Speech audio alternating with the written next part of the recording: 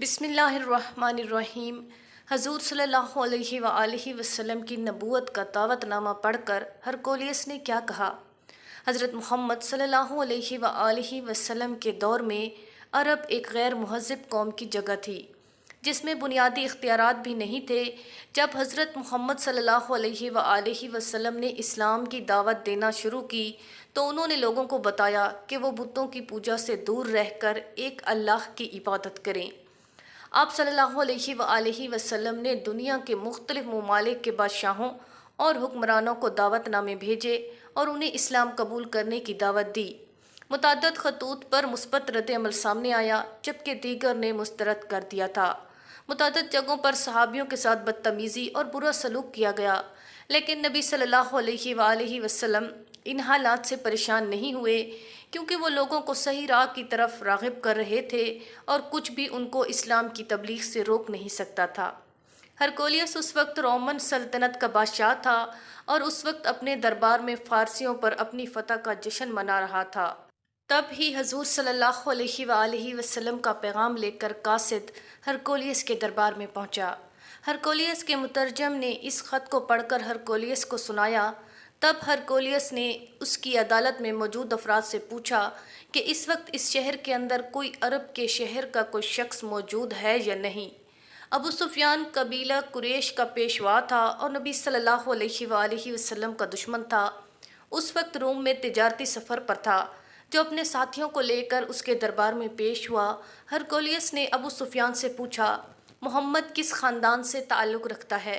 मुअज़्ज़िज़ ख़ानदान से, अबू सुफियान ने जवाब दिया। हरकुलियस ने फिर पूछा, क्या उसके ख़ानदान में कोई बादशाह रहा है? फिर अबू सुफियान ने जवाब दिया, नहीं। जिन लोगों ने उसके अकीदे को कबूल किया है वो गरीब हैं या अमीर? हरकुलियस ने एक बार फिर सवाल किया। अबू सुफियान ने जवाब दिया, वो गरीब लोग हैं। हरकुलियस ने ज़्यादा दिलचस्पी से और सवालात पूछता रहा। उसका अगला सवाल था कि क्या उसके पैरोकार ज़्यादा हैं या कम हैं?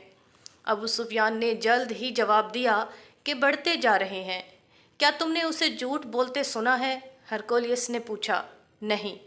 अबू सुफियान ने जवाब दिया। क्या वो कभी भी अपने लोगों के खिलाफ जाता है? हरकुलियस ने फिर पूछा। अबू सुफियान ने इस बार थोड़ा वसी जवाब दिया।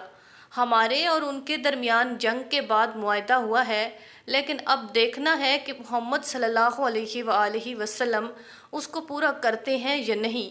क्या तुमने कभी जंग में उनका मुकाबला किया है? हरकुलियस ने सवाल किया। हाँ, अबू सुफियान ने जवाब दिया। जंग का नतीजा क्या निकला? हरकुलियस की दिलचस्पी बढ़ती जा रही थी। अबू सुफियान ने जवाब दिया, कभी हम जीते और कभी वो। क्या तालीम देता है? हरकुलियस ने पूछा। अबू सुफियान ने जवाब दिया कि वो कहते हैं कि एक खुदा की इबादत करो, उसके साथ शरीक ना ठहराओ, नमाज पढ़ो, पाक साफ रहो, हमेशा सच बोलो और अपने रिश्तेदारों के साथ अच्छा सलूक करो। यहाँ तक कि अबू सुफियान अपने जवाब पर ही हैरान रह गए, क्योंकि उनको ऐसा लगा कि जैसे वो इस्लाम की तबलीग कर रहे थे। हरकुलियस खड़ा हुआ और कहा, तो मुझे यकीन है कि ये वही ही पैगंबर हैं जिसका मुझे इंतज़ार था। मुझे यकीन था कि पैगंबर आ रहे हैं, लेकिन ये नहीं पता था कि वो अरब की सरजमीन पर आएंगे। अगर मैं वहाँ होता तो इस्लाम कबूल करता और नबी सल्लल्लाहु अलैहि वसल्लम के पाँव अपने हाथों से धोता। इस तरह पैगंबर सल्लल्लाहु अलैहि वसल्लम ने इस्लाम को फैलाया। उन्होंने अपनी ईमानदारी, दयानतदारी, निहायत नेक किरदार और एक अल्लाह पर ईमान से उन्हें मुतासिर किया। आप सल्लल्लाहु अलैहि वसल्लम ने लोगों को ज़बरदस्ती जंगों का डर दिखाकर इस्लाम कबूल करने पर मजबूर नहीं किया और ना ही लोगों को तलवार के ज़ोर पर इस्लाम कबूल करने पर राग़िब किया। आप सल्लल्लाहु अलैहि वसल्लम ने हमेशा अपने दिफा के लिए दुश्मनों से जंग की। सुभान अल्लाह। नाज़रीन, मज़ीद ऐसी वीडियोस को जानने के लिए हमारे चैनल को सब्सक्राइब करें और वीडियो को लाइक करें और शेयर करें। शुक्रिया।